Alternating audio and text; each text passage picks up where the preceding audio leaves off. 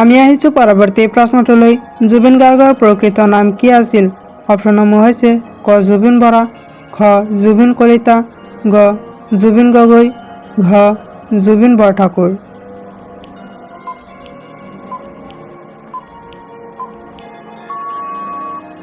ইয়াৰ ভিতৰত শুদ্ধ উত্তৰটো হ'ব অপশ্যন ঘ জুবিন বৰঠাকুৰ।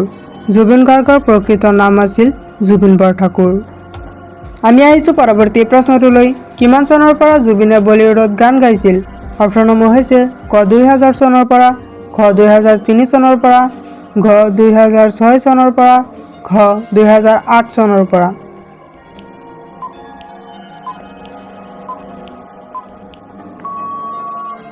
ইয়াৰ ভিতৰত শুদ্ধ উত্তৰটো হ'ব অপশ্যন গ 2006 চনৰ পৰা। 2006 চনৰ পৰা জুবিনে বলিউডত গান গাইছিল। আমি আহিছোঁ পৰৱৰ্তী প্ৰশ্নটোলৈ। জুবিন গাৰ্গৰ পিতৃৰ ছদ্মনাম কি আছিল? অপশ্যনসমূহ হৈছে ক কপিল ঠাকুৰ, খ পবিত্ৰ বৰঠাকুৰ, গ ভৱানন্দ দত্ত, ঘ এখুত ককাইদেউ।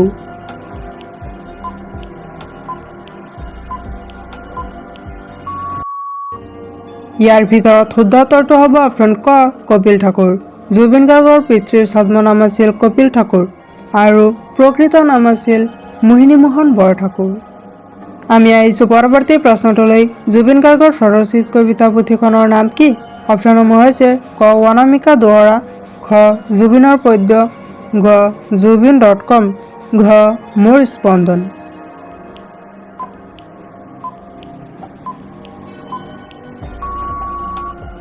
ইয়াৰ ভিতৰত শুদ্ধ উত্তৰটো হ'ব অপশ্যন খ জুবিনৰ পদ্য।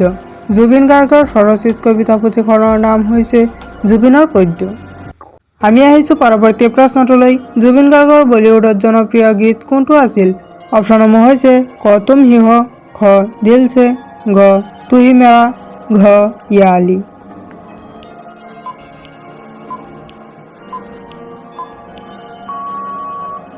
ইয়াৰ ভিতৰত শুদ্ধ উত্তৰটো হ'ব অপশ্যন ঘ ইয়া আলী। জুবিন গাৰ্গৰ বলিউডত জনপ্ৰিয় গীতটোৰ নাম হৈছে ইয়া আলী। আমি আহিছোঁ পৰৱৰ্তী প্ৰশ্নটোলৈ। গেংষ্টাৰ ছবিখনত ইয়া আলী সংগীতটোৰ সংগীত কোনজন সংগীতজ্ঞই ৰচনা কৰিছিল? অপশ্যনসমূহ হৈছে ক চান, খ প্ৰীতম, গ বাপী লাহিৰী, ঘ আনন্দ মিলিন্দ।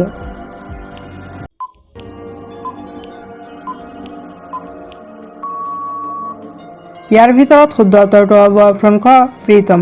গেংষ্টাৰ ছবিখনত ইয়া আলী গীতটোৰ সংগীত প্ৰীতম নামৰ সংগীতজ্ঞই ৰচনা কৰিছিল। আমি আহিছোঁ পৰৱৰ্তী প্ৰশ্নটোলৈ। জুবিন গাৰ্গে প্ৰথম অভিনয় কৰা অসমীয়া ছবিখনৰ নাম কি? অপশ্যনসমূহ হৈছে ক মৰম, খ লৰালি, গ মন যায়, ঘ হালধীয়া চৰাই।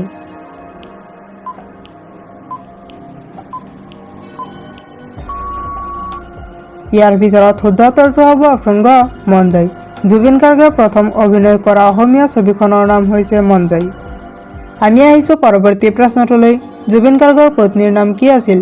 অপশ্যনসমূহ হৈছে ক গৰিমা গাৰ্গ, খ গীতাঞ্জলি, গ জানকী বৰঠাকুৰ, ঘ দিয়া বৰঠাকুৰ।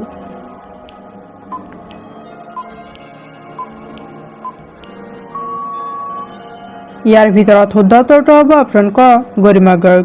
জুবিন গাৰ্গৰ পত্নীৰ নাম আছিল গৰিমা গাৰ্গ। আমি আহিছোঁ পৰৱৰ্তী প্ৰশ্নটোলৈ। কোনজন সংগীত শিল্পীক অল্ড হামিং কিং নামেৰে জনা যায়? অপশ্যনসমূহ হৈছে ক কুমাৰ চানু, খ জুবিন গাৰ্গ, গ উদিত নাৰায়ণ, ঘ ডক্টৰ ভূপেন হাজৰিকা।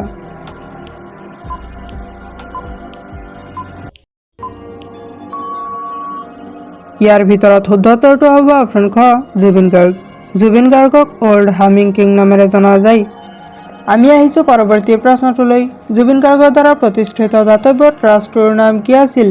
অপশ্যনসমূহ হৈছে ক কলাগুৰু আৰ্টিষ্ট ফাউণ্ডেশ্যন, খ জুবিন গাৰ্গ ফাউণ্ডেশ্যন, গ জিল ক্ৰিয়েশ্যন, ঘ ওপৰৰ এটাও নহয়।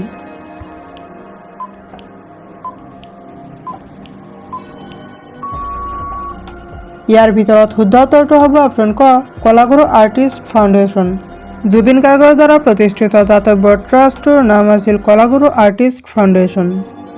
আমি আহিছোঁ পৰৱৰ্তী প্ৰশ্নটোলৈ। জুবিন গাৰ্গৰ কোনটো এলবাম তেওঁৰ ভগ্নী জংকী বৰঠাকুৰৰ স্মৃতিত মুক্তি দিয়া হৈছিল? অপশ্যনসমূহ হৈছে ক আহা, খ মুক্তি, গ যন্ত্ৰ, ঘ শিহু।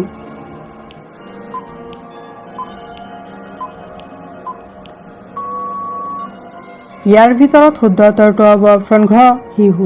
জুবিন গাৰ্গৰ শিহু নামৰ এলবামটো তেওঁৰ ভগ্নী জংকী বৰঠাকুৰৰ স্মৃতিত মুক্তি দিয়া হৈছিল। আমি আহিছোঁ পৰৱৰ্তী প্ৰশ্নটোলৈ। জুবিন গাৰ্গে বাণীবদ্ধ কৰা অন্তিমটো গীত কি? অপশ্যনসমূহ হৈছে ক বাটৰে শেহতে, খ ৰৈ ৰৈ বিনালে, গ মনৰে কইনা, ঘ এজাক বৰষুণে।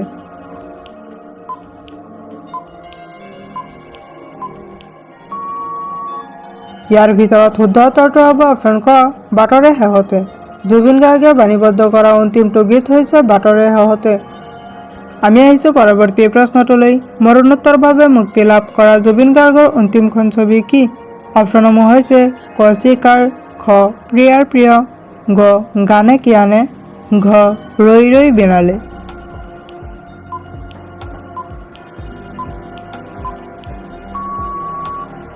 ইয়াৰ ভিতৰত শুদ্ধ উত্তৰটো হ'ব অপশ্যন ঘ ৰৈ ৰৈ বিনালে। মৰণোত্তৰভাৱে মুক্তি লাভ কৰা জুবিন গাৰ্গৰ অন্তিমখন ছবিখনৰ নাম হৈছে ৰৈ ৰৈ বিনালে। আমি আহিছোঁ পৰৱৰ্তী প্ৰশ্নটোলৈ। জুবিন গাৰ্গৰ কোনটো গীত তেওঁৰ মৃত্যুত প্ৰাৰ্থনা হিচাপে গোৱা হৈছিল?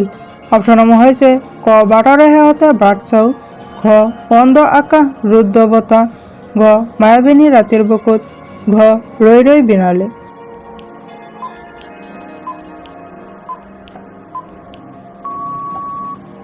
ইয়াৰ ভিতৰত শুদ্ধ উত্তৰটো হ'ব অপশ্যন গ মায়াবিনী ৰাতিৰ বুকুত। জুবিন গাৰ্গৰ মায়াবিনী ৰাতিৰ বুকুত নামৰ গীতটো তেওঁৰ মৃত্যুত প্ৰাৰ্থনা হিচাপে গোৱা হৈছিল। আমি আহিছোঁ পৰৱৰ্তী প্ৰশ্নটোলৈ। জুবিন গাৰ্গৰ মৃত্যু কেতিয়া হৈছিল? অপশ্যনসমূহ হৈছে ক 19 ছেপ্টেম্বৰ 2025 চনত, খ 20 ছেপ্টেম্বৰ 2025 চনত, গ 21 ছেপ্টেম্বৰ 2025 চনত, ঘ 23 ছেপ্টেম্বৰ 2025 চনত।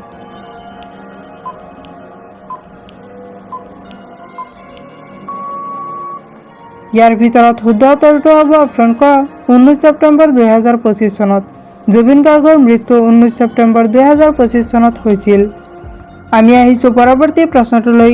জুবিন গাৰ্গৰ মৃত্যু ক'ত হৈছিল? অপশ্যনসমূহ হৈছে ক মালদ্বীপত, খ শ্ৰীলংকাত, ঘ ছিংগাপুৰত, ঘ কুৱালালামপুৰত।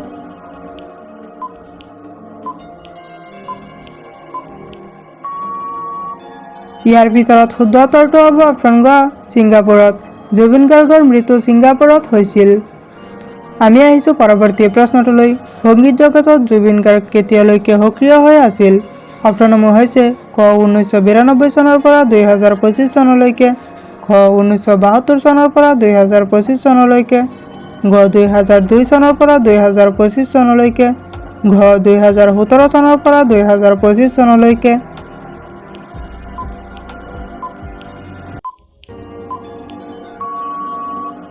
ইয়াৰ ভিতৰত শুদ্ধ উত্তৰটো হ'ব অপশ্যন ক 1992 চনৰ পৰা 2025 চনলৈকে। সংগীত জগতত জুবিন গাৰ্গ 1992 চনৰ পৰা 2025 চনলৈকে সক্ৰিয় হৈ আছিল। আমি আহিছোঁ পৰৱৰ্তী প্ৰশ্নটোলৈ। জুবিন গাৰ্গৰ জনপ্ৰিয় বঙালী গান কোনটো? অপশ্যনসমূহ হৈছে ক জোনবাই, খ ও মমগো, গ প্ৰেমৰ গন্ধ, ঘ মন ভাঙা আইনা।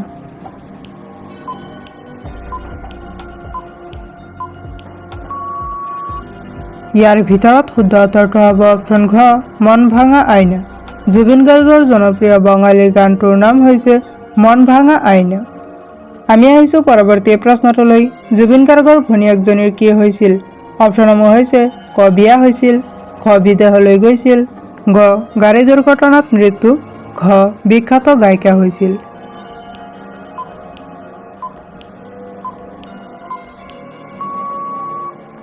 ইয়াৰ ভিতৰত শুদ্ধ উত্তৰটো হ'ব অপশ্যন গ গাড়ী দুৰ্ঘটনাত মৃত্যু। জুবিন গাৰ্গৰ ভনীয়েকজনীৰ গাড়ী দুৰ্ঘটনাত মৃত্যু হৈছিল। আমি আহিছোঁ পৰৱৰ্তী প্ৰশ্নটোলৈ। কোনখন ছবিৰ সংগীত পৰিচালনা জুবিন গাৰ্গৰ পেছাদাৰী জীৱনৰ টাৰ্নিং পইণ্ট বুলি কোৱা হয়?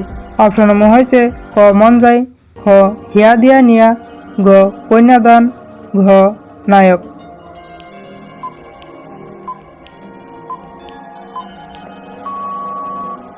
ইয়াৰ ভিতৰত শুদ্ধ উত্তৰটো হ'ব অপশ্যন খ হিয়া দিয়া নিয়া। হিয়া দিয়া নিয়া নামৰ ছবিখনৰ সংগীত পৰিচালনা জুবিন গাৰ্গৰ পেছাদাৰী জীৱনৰ টাৰ্নিং পইণ্ট বুলি কোৱা হয়। ভিডিঅ'টো শেষলৈকে দেখাৰ বাবে ধন্যবাদ। যদি ভিডিঅ'টো ভাল লাগিছে তেনেহ'লে এটা লাইক কৰি দিব আৰু যদি এনেকুৱা ধৰণৰ আৰু কিছুমান নজনা প্ৰশ্নসমূহৰ উত্তৰ জানিব বিচাৰে তেনেহ'লে চেনেলটো ছাবস্ক্ৰাইব কৰি ৰাখিব। Thank U.